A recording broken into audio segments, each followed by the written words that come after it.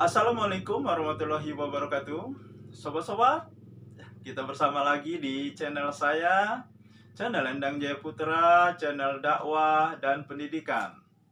Sobat-sobat, luar biasa betapa kompaknya laskar-laskar, pendekar-pendekar Aswaja menyerang, menguliti, membedah diri saya.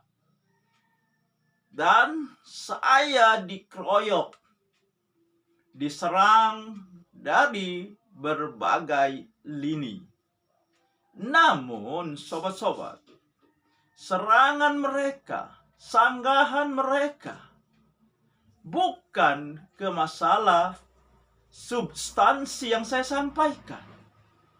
Mereka lebih banyak menyerang ke pribadi saya, menyerang personal saya.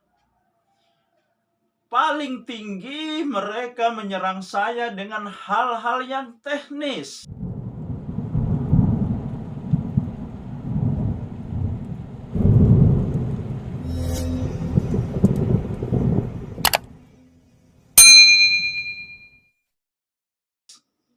Misalnya, membaca Al-Quran, tajwid, membaca kitab. Ini yang selalu mereka bangga-banggakan untuk menyerang diri saya.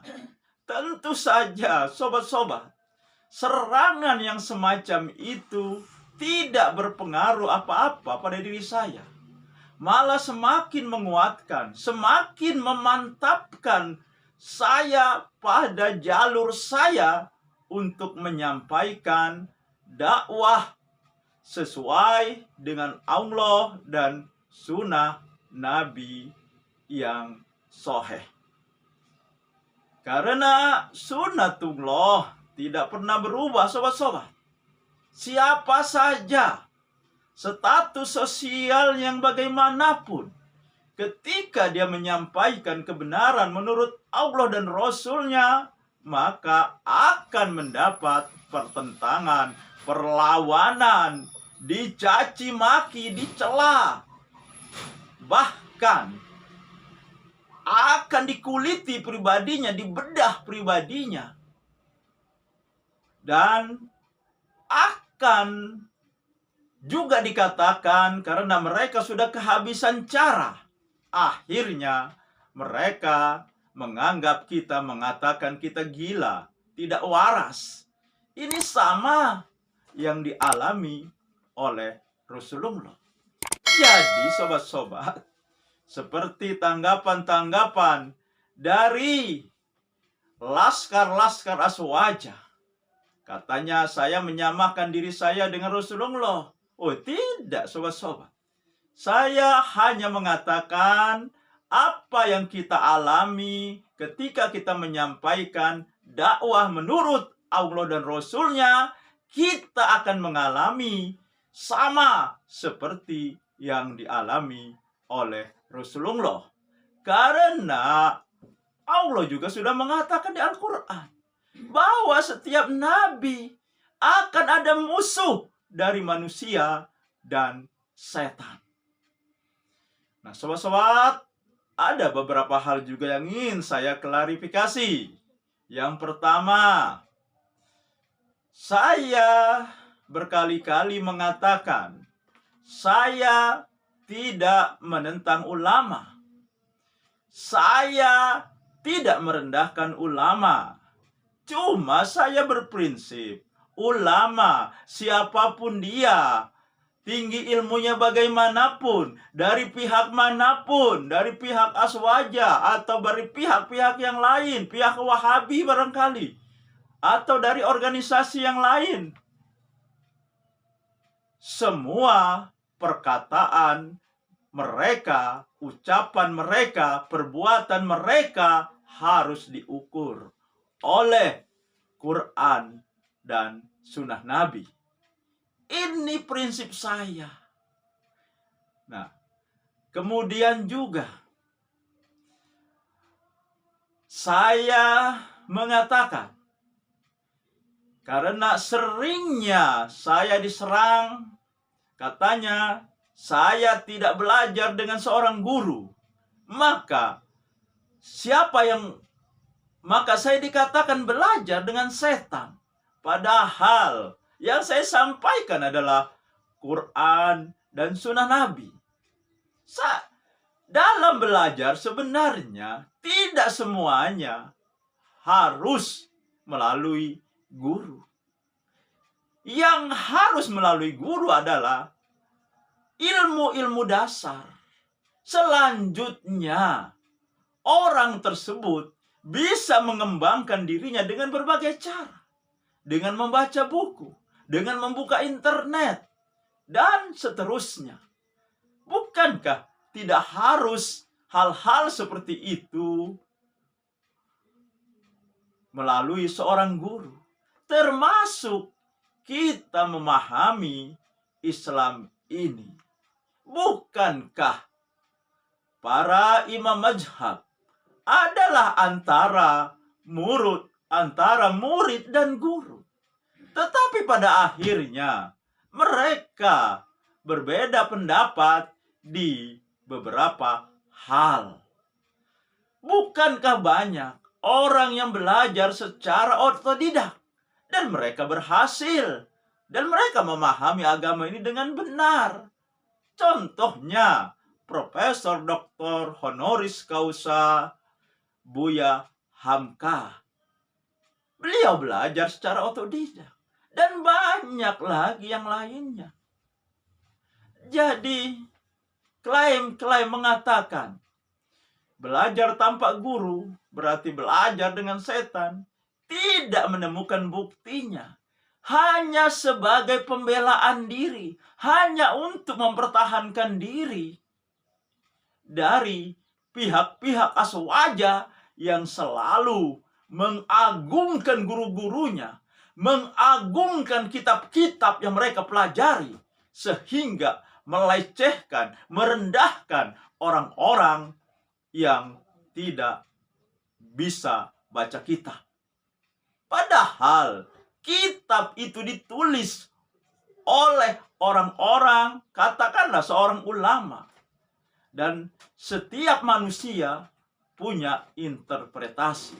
Bisa saja pikiran-pikiran yang menulis masuk ke dalam kitab-kitab yang mereka tulis. Karena kitab-kitab tersebut hanya berisi perkataan ulama, tanpa dikuatkan oleh dalil Quran dan hadis. Tetapi pihak aswaja selalu membangga-banggakan kitab. Seakan-akan kitab ini lebih tinggi dari Quran dan hadis Nabi. Seakan-akan ulamanya, ulama yang tidak pernah salah, sehingga ulamanya dikultuskan lebih tinggi dari Allah dan Rasulnya. Padahal Nabi sendiri, orang yang mulia, dia menolak, dia mencegah ketika dia datang. Sahabatnya berdiri untuk menghormati beliau. Nabi mengatakan, jangan menghormati saya seperti kaum Kristiani menghormati Isa Al-Masih. Panggil saya Muhammad Rasulullah, Muhammad utusan Allah. Sobat-sobat, belakangan ini komen-komen dari pihak aswaja mulai berubah. Kalau awalnya dia merendahkan saya, dia melecehkan saya sepertinya orang yang tidak tahu Islam, orang yang baru belajar Islam. Belakangan ini mereka mengatakan saya sombong. Di mana saya sombongnya? Bukankah mereka yang selalu mengatakan saya tidak bisa baca kitab, bahkan saya dikatakan suruh belajar lagi, dikatakan sebentar lagi akan masuk rumah sakit jiwa.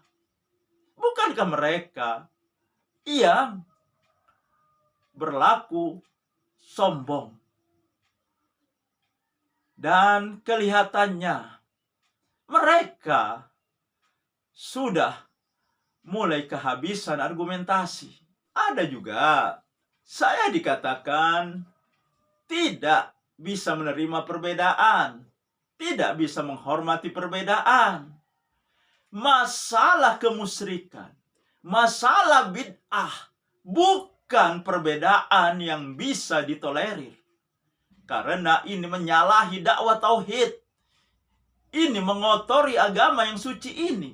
Sehingga agama ini menjadi rusak, penuh dengan kreativitas ibadah yang tidak ada contohnya dari Rasulullah Shallallahu Alaihi Wasallam.